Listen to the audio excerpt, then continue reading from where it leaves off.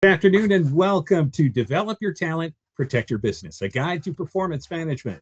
Thanks for joining us today. I'm Raleigh Merrill with GTM. In a moment, I'll introduce to you our presenter. But first, we'd like you to participate by asking questions if you like throughout our presentation today. And the way you do that is just navigate up to the upper right of your screen. You'll see that little box with a question mark in there. You can ask your questions from there, and then we'll get to as many of your questions as we can as time permits at the end of the presentation. If we don't get to your particular question, well, we'll get back to you within the next day and follow up.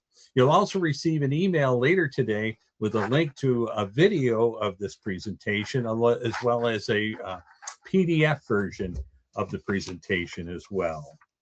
And today, GTM is pleased to announce that it has now an HRCI recertification provider.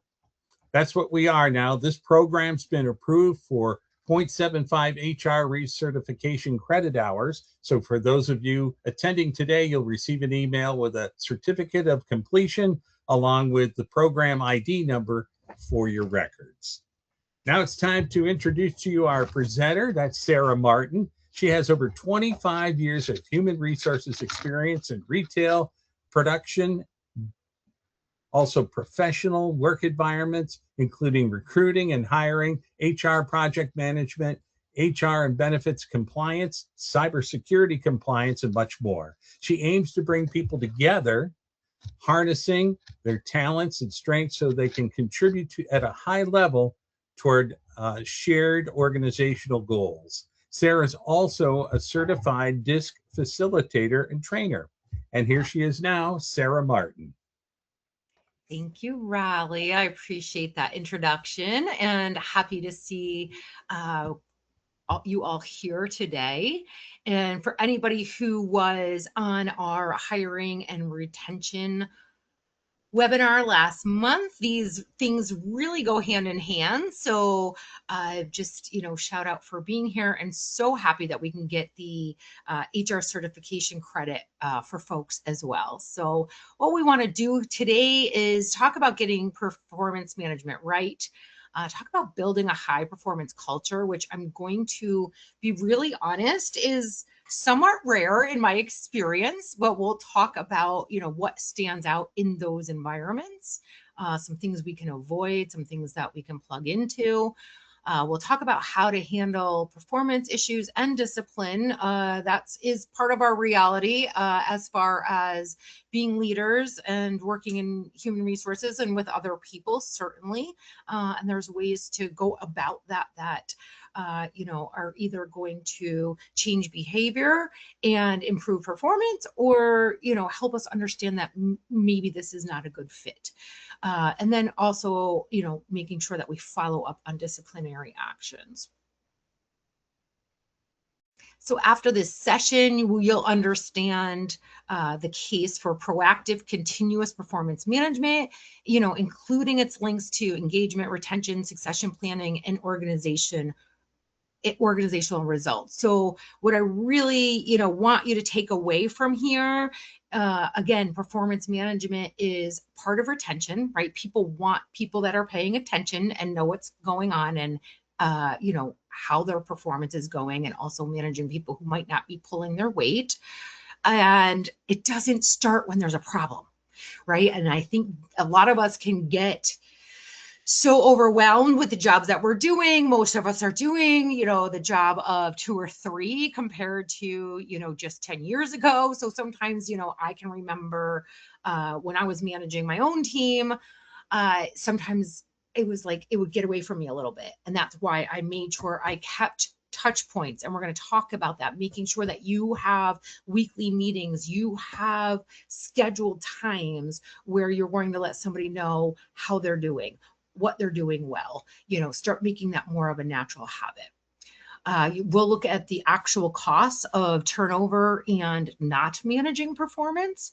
We'll talk about the other laws that, we want to be aware of, including Equal Employment Opportunity, Americans with Disabilities Act. We want to, be aware of retaliation and wrongful discharge risks, but not be held hostage by it by any means. And we'll talk about progressive discipline, corrective action steps, making sure that we're fair and consistent, and talking about documentation as well. So let's get into it.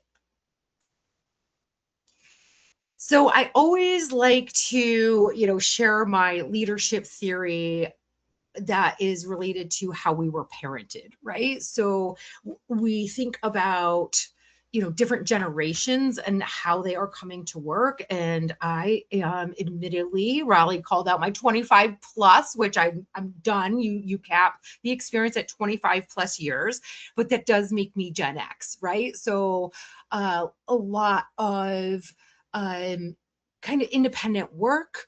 We're pleasers. I think we are natural pleasers. And, we grew up in a time where whatever the boss said went, right? Just like your parents, that, what they said went. And we as parents have been a lot more proactive in our communication, given a lot more positive recognition, right? I kind of joke that kids are getting trophies just for thinking about going to soccer practice. And I don't mean to be extreme, but there is a lot more positivity, which is a good thing. But we have to understand how people are showing up and what they're expecting. And certainly, any generation would like to have positive reinforcement and proactive communication. So this, we can resist what the expectations are, or we can say, oh my gosh, like this is going to help us create that, positive performance culture. So certainly we want to understand that continuous coaching is important. Annual reviews are disappearing. We'll talk about that. Not everyone's ready for that. Some people, that is the only time that they find out how they're doing. And a lot of people need those goals and those guardrails and those numbers to be meeting. But certainly there's different ways you can go at that, right? You can still have a document and be reviewing progress monthly. Again, this is something that I feel like a lot of people do not carve the time out for, and the dividends that it returns if you spend half an hour a month letting somebody report to you how they're doing, and then coaching and counseling, I think you will be shocked at the culture that can shift. But done poorly or not followed up on, it is worse than not doing it at all. So that's my thoughts on changing anything, that's going on right now. And we'll talk about auditing and seeing where you're at right now to make sure that your processes and your practices are optimizing performance. We'll talk about leadership training. Certainly you want to make sure your leaders, are trained in coaching and engaging people. And, AI supports management. Again, as a Gen X, I guess I have mixed feelings about that. I think that in-person direct communication or, via the screen, if they're remote, is important. I have so many people like, can I just send this document via email? Because we want to avoid the hard conversations, right? And it's like, no, that's making it worse. There are, so certainly we want to, use the systems that support us, and I'll share some of those here as well.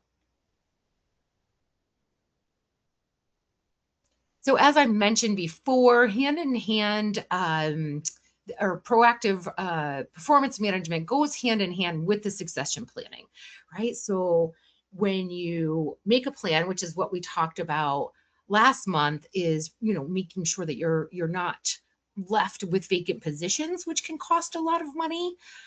We want to make sure we know, oh, so and so is a year from retirement. We need to train somebody up. We need to have somebody spend time with that person. So making sure that that person's learning correctly, knowing who maybe is on the fence with, they just started 60 days ago and it doesn't seem to be going great. Then we may need to be, backfilling that position. So keeping a handle on that is super important for, your succession planning and all of the staffing for sure. You want to increase employee engagement, job satisfaction. Again, your A and B players are watching what you're doing with your C players. It's one of the biggest complaints. Like I said, I've done this in a lot of different environments. And one of the biggest complaints I find is from hardworking employees who feel like there's other people not pulling their weight. So that can be very challenging as a leader, as a manager, and we'll talk about that.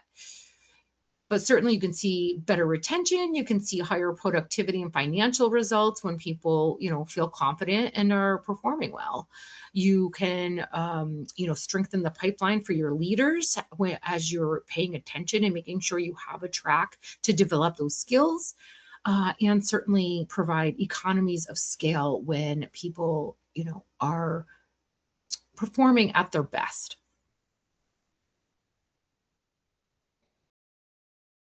So we all know that you do see increased turnover when people do not, either are not communicated about their performance. I hate to say that the majority of organizations that I've been in, that I've helped, it's a no news is good news, right? We've all probably been in that job. And sometimes it's not about the organization, it's about the manager, the leader who is overwhelmed, right? That's been my experiences. Like they just don't even have time to know what I'm doing because they're overwhelmed, or they, or they haven't made it a priority, right? So you want to just, make sure that that's not your environment. The no news is good news, right? I only hear if I make a mistake. That's like Gen X management. Oh, gracious. Certainly, recruiting expenses go up if your turnover is increased. We can lose productivity, reduce morale, right? Sometimes it's like, well, why should I bother, right? If the 3C players get to just kind of, phone it in, if you will, why am I, putting in that extra effort? So you just want everybody working towards that common goal, and we want to keep those top performers by paying attention.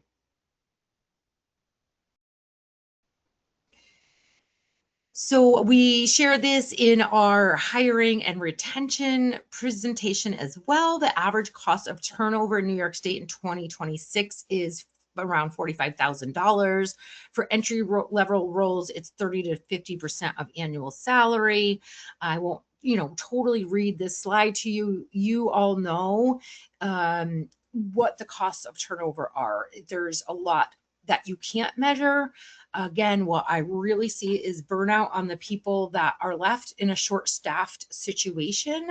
So it's just like this hamster wheel, or avalanche almost, if you will, that, if we're not paying attention and managing performance, then we end up short staffed, even with people in that role, right? And then people are stressed and then they end up turning over. So we just want to make sure we're paying attention to all branches of our talent management.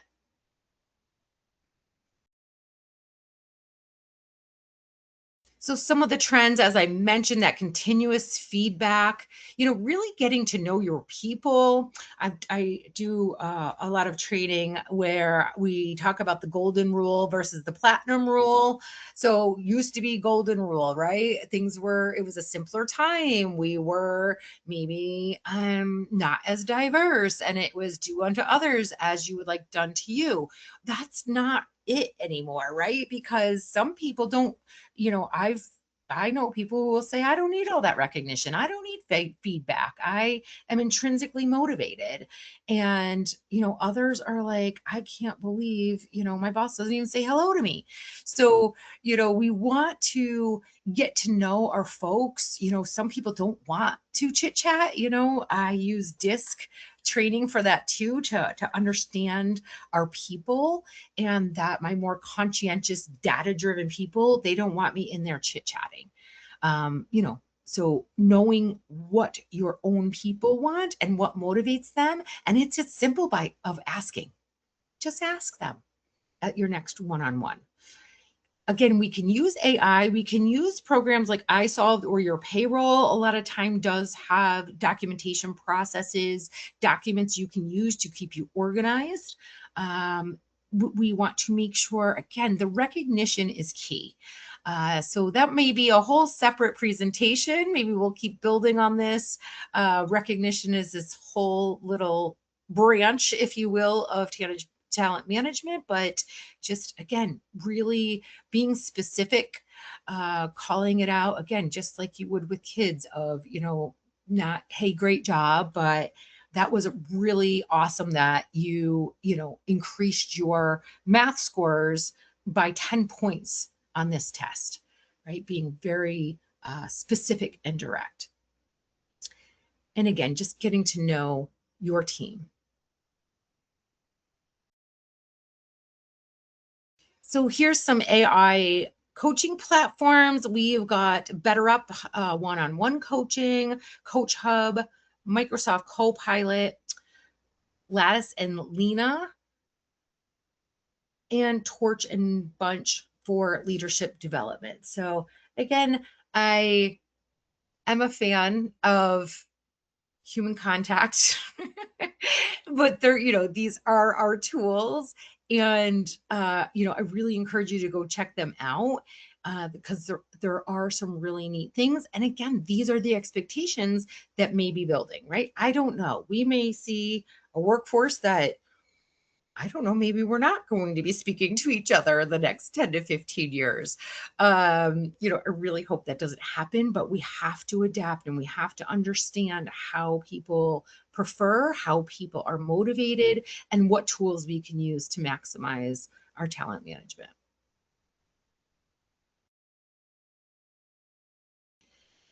So there is this trend moving towards, the death of annual performance reviews. I guess what I would say as a caveat to that, just make sure you feel comfortable you are a high performance culture before doing this. That there is an environment of positive direct feedback. Like I would say a company like GTM, who has a weekly meeting where every department and all the people that work at GTM report in on goals and know what they're doing and share what they're doing to work on it.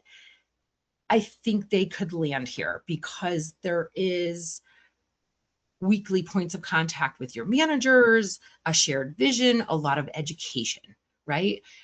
If you are in a really large organization, let's say I came from a grocery retailer who we were lucky to get the annual reviews done, right? Especially out in the stores because it was just coming at them in all directions. So we have to understand our environment and whether it's ready for this. Because like I said, if you do away with the annual performance review and people are really used to that and they kind of live for it, and your pay structure revolves around that, there's a lot of different considerations. But I think in a more entrepreneurial and cutting edge organization, I think this would be wonderful. I think you keep an annual performance review, but it's just done monthly, right? So I've helped some organizations do this on a more quarterly basis where they're meeting and then at the end, your annual performance review is done because you've already met with folks. And we'll talk about, how to get the most out of a review as well.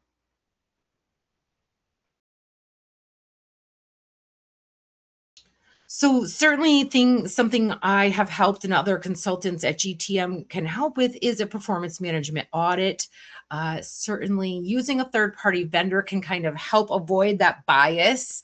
I used to work with a gentleman, and he, one time he said, have you ever tried telling someone that their baby is ugly? And I was like, ooh, but what he was saying is like, if it's your project, it's your organization, right? Sometimes we can have these blinders on where, we have that halo bias of everything's great here, because maybe people have stopped really speaking up or just feel, that their feedback doesn't go anywhere. So sometimes bringing in a consultant to really, talk to people, review policies and documentation. What is your process? What's goal setting look like? Are your managers capable as far as coaching, delivering performance reviews, managing performance action plans or improvement plans, and we'll talk about that. Making sure people know kind of those buzzwords that go along with making sure you're protected when it comes to legal and compliance, and certainly looking at your systems, making sure that you're keeping documentation, which is super important. And again, why I wouldn't do away with some kind of written summary of how people are doing, because that often gets pulled into play if there's ever an issue or you're reporting on something or you want to review somebody for, succession planning of how are they doing, or if they switch managers. That can be helpful. So how do we create these high performance cultures that we're talking about? So certainly it starts from the top down, right? As far as making sure that, the leaders believe in this, they're role modeling this, right? And that there is this inclusive environment. We can go to the next slide, because this is my favorite picture as far as, inclusivity. Sorry, I can't say that word. Being inclusive and making sure that there's equity versus equality. And I think this can be the struggle for some of us. I've been in quite a few organizations, and again, we'll talk about this too, but where maybe we've been in the workforce so long that we forgot what it's like to be in a new job. We forget that people may need to be trained on things that we don't think they should be trained, have to be trained on, right? That I'm not going to call in sick because I have to get an oil change. Nope, those are scheduled for days off. So again, these are things that we may assume people would know about, but it is definitely a different environment that's happening. So I always say pack that extra bag of patience, but understanding that let's say our shorter employees, right, looking at this picture, may need that extra boost. And figuratively shorter employees, right? So instead of the frustration or the resistance of, oh my gosh, sometimes I am surprised at what people don't know or conversations we're having. And we'll talk about that as well. But what is it that I need to provide for this person to be successful?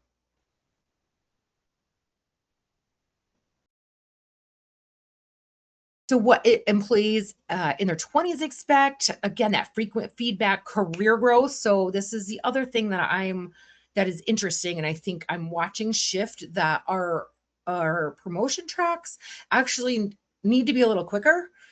Used to be, somebody's in a job 5 or 10 years. Well, everything's so much faster. Everything's at everyone's fingertips. So you do want to make sure we're giving that consistent feedback, that they know what their next steps are, that they feel like they have purpose-driven work, flexible work options. And again, that extra training might need to come into play. I've done things with, and the other piece is that I don't think we're talking enough about is the impact of COVID. I just had a 23-year-old graduate college, and like really understanding that very formative years, these people are joining the workforce and may need a little extra. They missed a year, or some of them missed, a year of, interacting in person. So networking, and again, making sure that there is frequent feedback, and it doesn't always need to be the leader or the manager. I highly recommend mentoring, and I'll talk about that a little more as we move through this. So as our newer, generation matures, certainly more leadership development, looking for autonomy and trust. I don't know too many people who like to be micromanaged. So we want to make sure that, we're giving enough space for, really for people to make mistakes, right? That's part of a high performance culture, is that people are allowed to make mistakes. And I've been in both environments where, I'm not even going to open my mouth at a meeting in fear of, being demeaned or shut down or whatever the case may be. Or at GTM, again, the mistakes are celebrated and let's run that through. And that's how we fix things, right?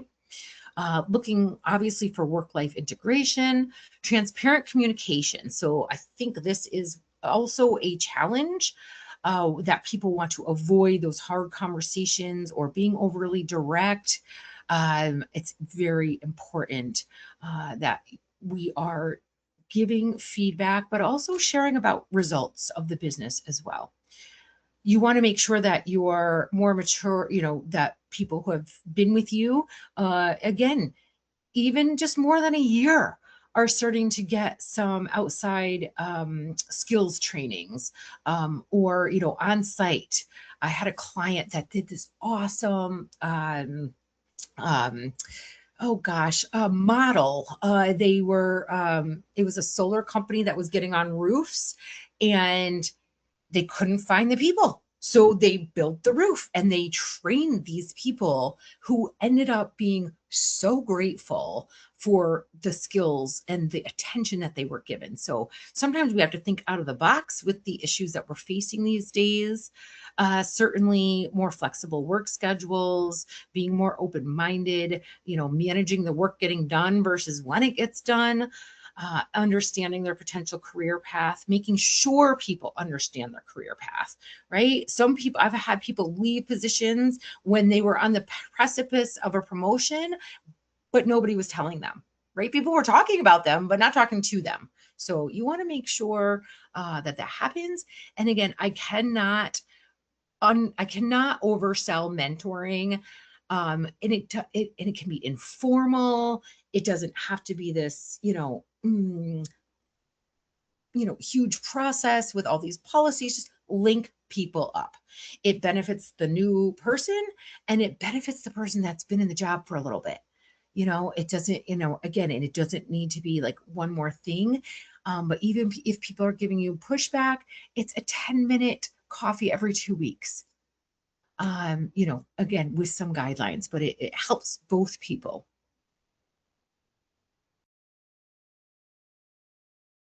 So we want to hold regular one-on-ones, set those clear expectations, give immediate feedback, recognize achievements, and we'll talk about development plans and performance improvement plans.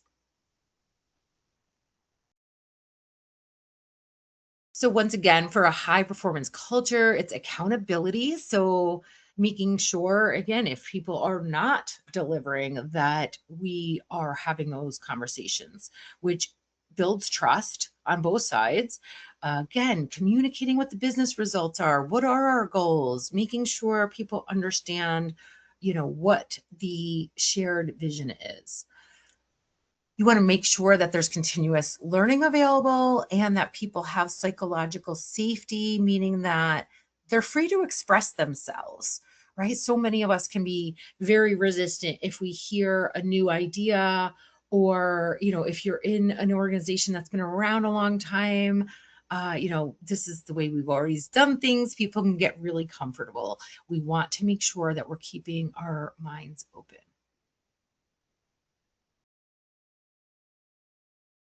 So in dealing with performance issues, we want to start with coaching, again, being direct, setting measurable improvement results. It's a simple conversation. Sometimes people don't know what they don't know. I didn't know calling in for an oil change was not a bona fide reason I should be calling in. So again, sometimes it's education. Is extra training needed? Maybe they came from another, company in the same industry, but they just do things very, very differently. Again, you can, line them up with this mentor. You want to document all performance conversations and the outcomes. Again, this does not need to be cumbersome. This does not need to take a lot of time. Maybe it's just a note here and there at first, just to notice, dated note of like, oh, wow, wait, I have been talking to this person every month about the same thing. Because especially if you're managing more than 2 or 3 people, you want to make sure your documentation is in line. We can use progressive documentation with your conversations if it's not improving, and we'll talk about a performance improvement plan here as well. So performance improvement plans, or sometimes called action plans, are, after coaching, counseling, and making sure that we've provided the extra training, performance improvement plan could be helpful. I will be very honest, and I was in a culture where they were called action plans, and the way that they were talked about, the way they were delivered, and it, a lot of times it was a last ditch effort. So a lot of times when you're going into a performance improvement plan, you're already kind of seeing writing on the wall, thinking, I'm not sure this person's going to make it. But most of us have probably been through a performance improvement plan or action plan where that's what that person needed. They needed, the weekly meetings, they needed a little more pressure on them, maybe some things come out of what is affecting them. Maybe they got things going on at home. So, this is a way to really find out, hey, is this going to work on both sides, right? And keeping respect and dignity at the center, that it's not a punishment. It's not, oh, you're going on a, action plan or performance improvement plan. Letting people know the desired outcome is success. And what does that look like? You give them 5 or 6 measurable objectives to be reported on each week, or, bi-weekly, depending on your schedules and what the work is. Again, I have also seen action plans or improvement plans that people don't follow up on. Do not drop the ball on these meetings if you are managing somebody that is on a plan. That is just, just negates the whole thing, really. So typically it's about 30 or 60 days, again, depending on, the tenure of the person, the nature of the position, the nature of the work.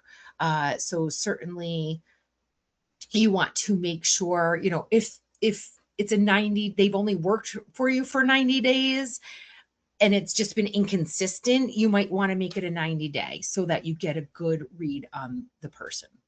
You want to have these weekly interactive meetings with direct feedback about progress and agreed upon mutual solutions for roadblocks. I recommend the person coming to you telling you how they did, right? So getting them engaged, making sure they are the one carrying the ball, across the field for this. You want, again, be direct, midpoint conversation. You can tell them, hey, this is great. I am proud of you. Again, I'm going to show you the, a very simple form you could use. And, so you're going to have all this documentation anyway. It's going to build on itself, but you can be very honest. And sometimes just asking the person, hey, how do you think this is going? Right. And typically somebody who's struggling in their performance, it doesn't feel good for them either. I've been in these meetings where the person's like, I just don't think this job is for me, right? We finally get there to say, oh, okay, we're just discovering it's just, there's some kind of block here, right? But so many times people just need a little extra attention, some new skills, some mentorship, and we can get people to be successful.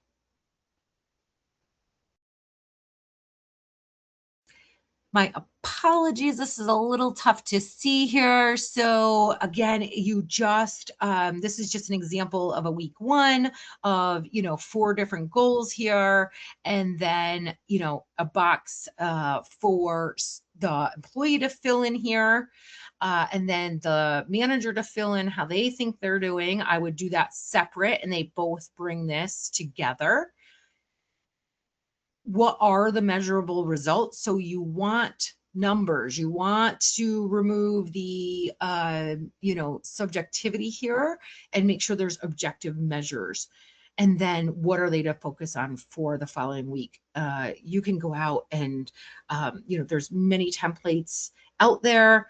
Certainly, some of you probably already have these, or this is something that GTM helps with as well.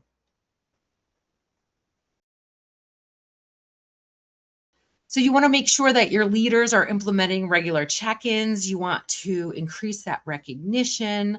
Again, there's also a development plan for your newer folks. That's not necessarily an improvement plan, but where you want someone to get to. I feel like people really like those. They love to see stuff in writing. They love to know, okay, here's what I need to work on. If I have any downtime, I should be researching, AI, ways to do whatever it is. So those are really helpful in letting somebody really take the ball again and run the field themselves. You want to make sure your managers are trained on coaching. Again, I think this is a huge area of opportunity for many organizations. So many times we just take our hardest, most reliable worker and we just keep promoting them, right? With not a ton of leadership training. I watch people at a very high level that were given very little training as far as executive leadership or how to run a meeting or, whatever the case might be. We just assume that people are going to figure that out. And that's not accurate for everyone, for sure. And again, we want that culture of continuous feedback. Just, positivity. Sometimes just telling somebody you like their shirt that day is helpful, engaging, knowing your folks. Okay, and now what do we do if we've done all the wonderful things and we've got this culture of high performance, but there's somebody that just, either is, behaving in a way that's counterculture or not performing?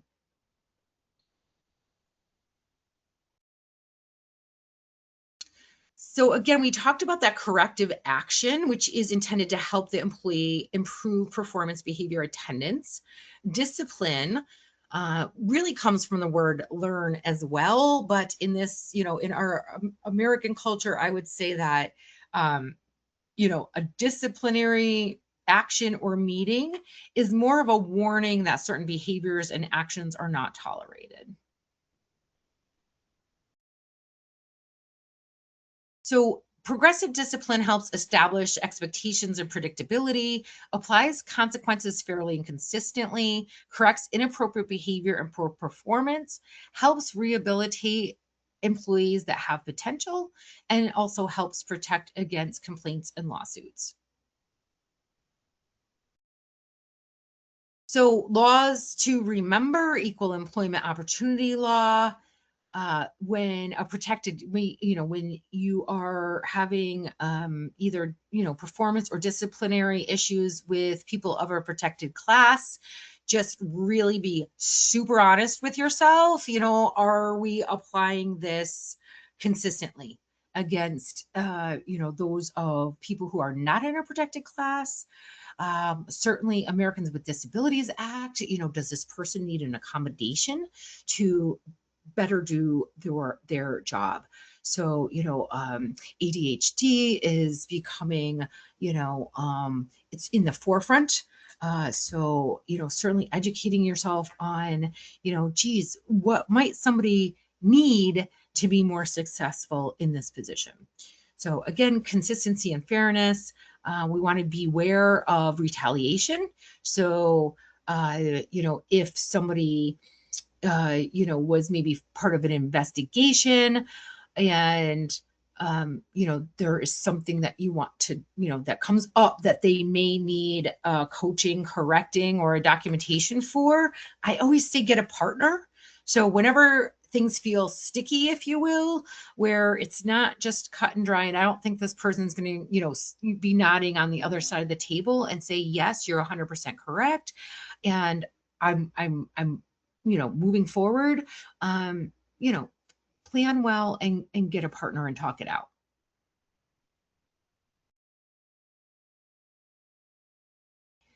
So having a disciplinary policy does help reassure, your good employees, if you will, puts potential offenders on notice, protects employees from inappropriate actions of coworkers, and gives people the opportunity to improve.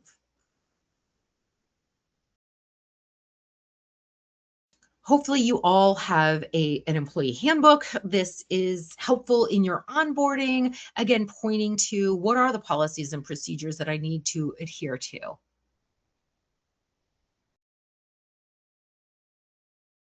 So let's talk about standards of conduct and what they should look like in your handbook. And again, that's something that GTM helps with if you don't happen to have a handbook.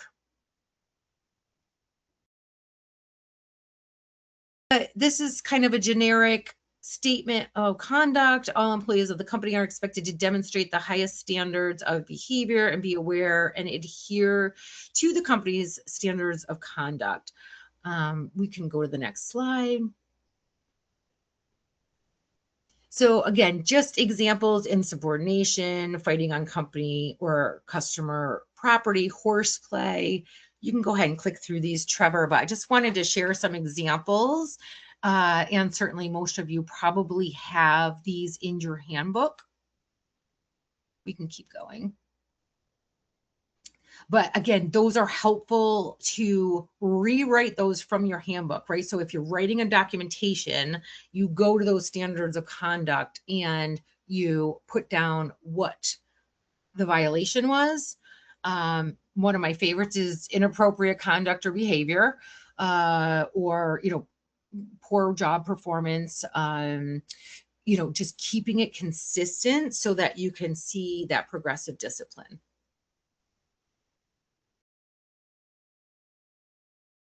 Okay, thank you. So certainly the corrective discipline is, starting with a discussion, right? Like it doesn't need to pen to paper immediately. Let's start with a conversation. And like I said, usually you can find out so much when you're saying, how do you think you're doing? Because if the person thinks they're doing wonderful and you're experiencing mistake after mistake after mistake, then you have a big gap to fill, right? But if the person's saying, I'm really struggling, and they can identify where, they can be part of the solution as well. So certainly talking to that person.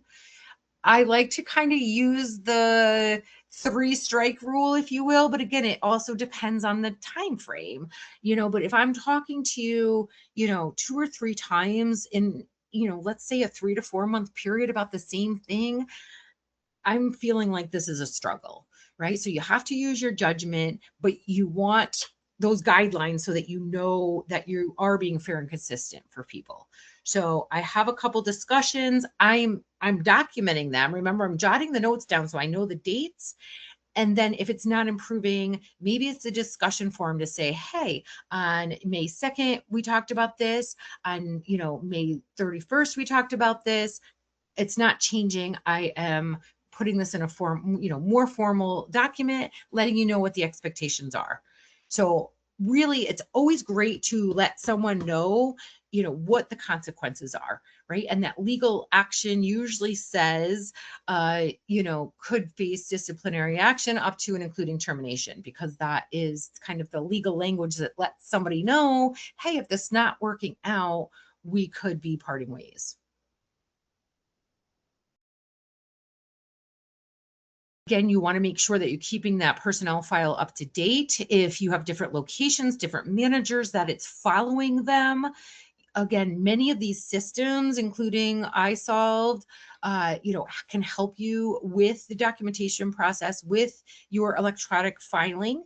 So making sure that, these things are kept private and locked as well, and that you have proper cybersecurity around your electronic files. But just be sure, It became more rare, but I mean, there used to be doctor's notes, posted. I would see documentations, on a bulletin board, give to Susie when she comes in at 9. Okay. In a manager's office that was very busy. No, we didn't. No, Susie doesn't want everybody knowing that, her drawer was short or whatever the situation is. So make sure we're being private. So certainly the most common disciplinary problems: attendance, poor performance, inappropriate behavior, safety, substance abuse. Again, we want to, handle these things with care. Harassment, fighting, or violence can be an issue as well. We've talked about consistency and just, not sometimes, like I can try on or relate to, right? It's usually those worst days, right? You're stressed out. You have stuff going on at home, and at 3 o'clock, there's an issue. And it's like, it's so easy to want to say, I'm not dealing with this, I'll deal with it tomorrow. And sometimes, giving some spaces is helpful, but usually you want to handle it immediately, give the feedback immediately. I think we have consistently said that consistency is key. So again, making sure, and it can be hard, right? That person who goes above and beyond is, very reliable. Sometimes we want to look the other way when, they're cutting corners or not doing the things that we really actually need them to be doing. So you want to make sure that, again, you are applying that consistently. Investigations, you want to make sure that you're involving human resources should you have them. Again, if you are a smaller organization, consultants, available at GTM. Often I have quite a few clients that I pretty much just do investigations for, and they really appreciate it because it is a third party, impartial, right? I don't know that, Susie, annoys everyone around her, by oversharing whatever it is, right? So, certain biases where we're like, well, I'm sure that she so and so, did so and so because of your own experience with them. So a lot of times a third party can be a lot less biased. Always, always, always take written statements. You want to give people a chance to explain, right? Because we do have biases. We all do.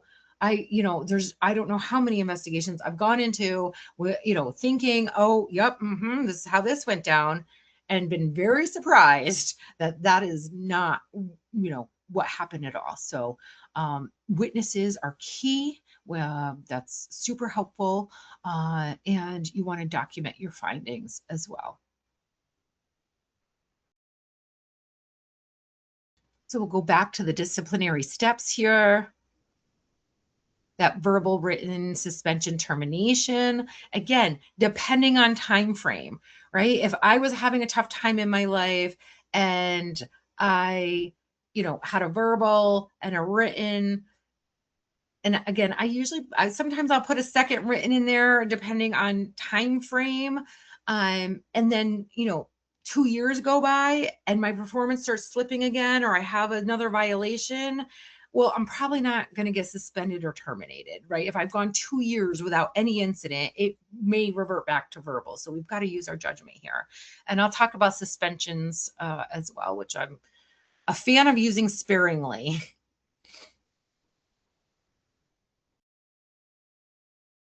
So you want to meet privately, again, making sure the person can be heard. You want to be willing to change your mind. Again, we can have our mind made up, but we want to make sure we're listening and really collaborating on what the solution is.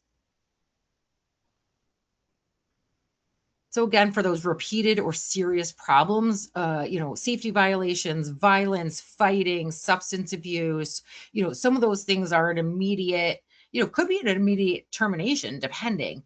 So we want to think about the severity as well. But, typically it is a more progressive situation. Certainly get a partner, whether it's, human resources or the leader of the company, whatever your kind of checks and balances are in your organization. You want to include an action plan for improvement if that is relevant. You want to sign and have the employees sign. If you are dealing with somebody who is resistant, you can just say, oh, you just, refuse to sign there. And again, if they just don't even want to touch the document at all, email it to them as a record that, you have sent the document. It doesn't negate it if they don't sign it. It kind of just shows their character that you might be dealing with. So certainly make sure they have a copy and put it in their file.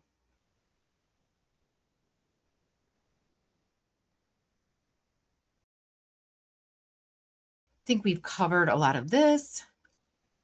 So, again, determining the facts, making sure you let them know what the seriousness of the situation, be clear about the consequences and future outcomes. So I am a fan of a last chance agreement, which, can pretty much, in severe situations, maybe with a long-term associate that you've never had issues with, can really say, hey, if this happens again, you won't be working here.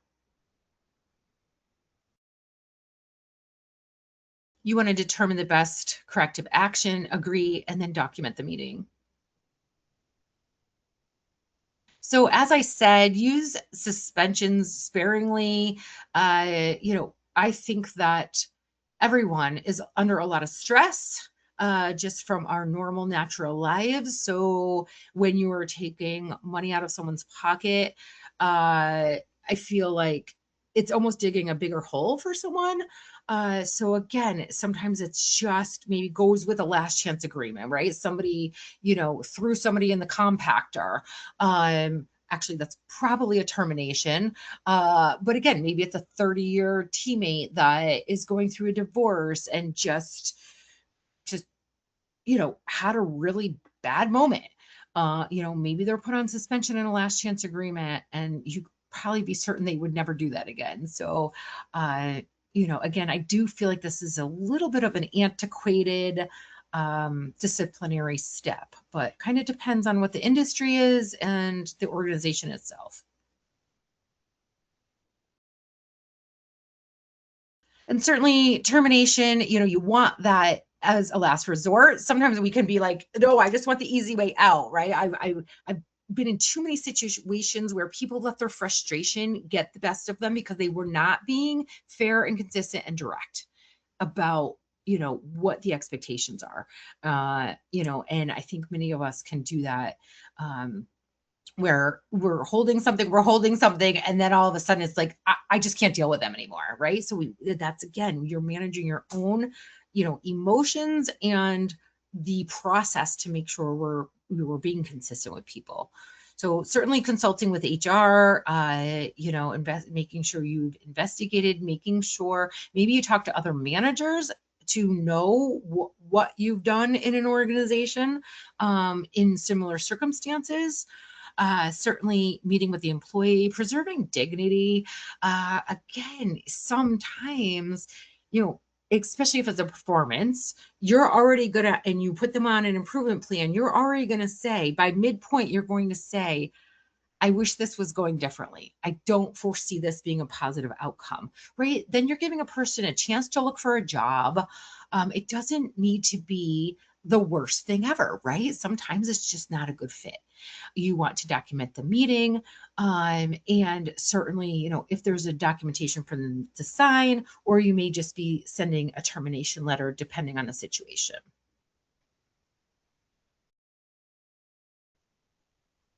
You want to make sure you're including key information. You want to make sure, again, that the employee and the manager sign and keep those records, as long as the policy mandates, which typically for a personnel file, I believe it's still 3 years.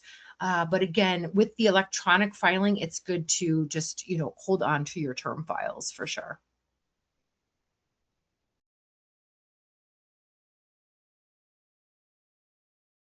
So key points to remember: being consistent. I think we've driven that home for sure. Getting a partner in those more, stickier situations, if you will, and help employees correct performance and behavior issues, right? Make sure you're going at it with the highest outcome in mind. And again, protect yourself and the organization by documenting disciplinary and corrective actions. If it's not documented, it's almost as if it didn't happen.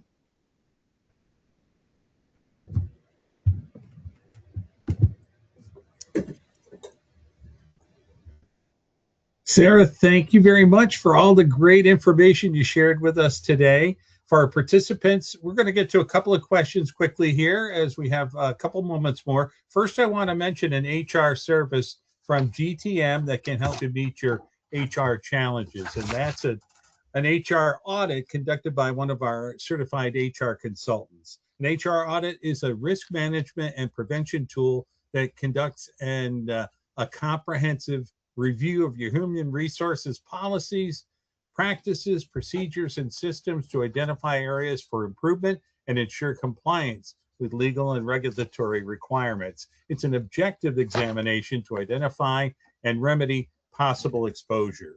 We fully assess your processes and policies, and any findings can be remedied with the assistance of the GTM HR team. With an audit, you can identify and mitigate risks, improve efficiencies, ensure compliance, and enhance organizational effectiveness. All right, let's get to at least a couple of questions. I don't see any in the questions functionality up there, but we had a couple that came in early. These may sound a little bit reviewish of what we've already talked about. These folks didn't know what you're going to be in the entire presentation today. One question that came up today, Sarah: team leaders and managers often rely on HR to show them how it's done, how to conduct and formulate performance evaluation reports for their teams. Again, just some quick tips. What do you have for tips on this? Yes. So I do recommend that all managers go through some kind of training in regards to writing reviews, giving feedback, what biases are, what a good meeting looks like. I've done this for many clients. Super helpful, because a lot of times, managers just want to rely on HR for all the tough stuff, right? Like, people are like, I need to let that person go. I'm going to send them over to your office. It's like, HR does not fire people. That is a manager's job. We are here to make sure people are hearing each other, and that, legal compliance is being engaged as well. So certainly training, and more training for leaders. Very good. Hey, what's the most common mistake you see when it comes to performance management? Again, I think it's that no news is good news, right? Waiting till that one annual review where, maybe everyone's just rated average, right? Everyone just gets a 3 because, whatever it is. So not having those difficult conversations, not being direct, not, giving that feedback on a regular basis, I think is one of the biggest mistakes I've seen. All right, Sarah. Well, listen, anybody who has a question for Sarah, we didn't have time to get to it today. That's all right. Just go right there to Sarah's contact information. You can email her, reach out to her, and ask your question, and I'm sure she'll be happy to help you out. Also, if you're interested in more information about GTM HR consulting services, you can talk with Andrew Gowinski, and his contact information is right there on the screen as well. Sarah, thank you very much, and thank you all for participating with us today. Be sure to look for that email with the link to the video of this presentation today, along with a PDF version of this as well. Have a great rest of your day. Thank you. Thank you, Raleigh. Thank you, Trevor. Thank you all that joined us here.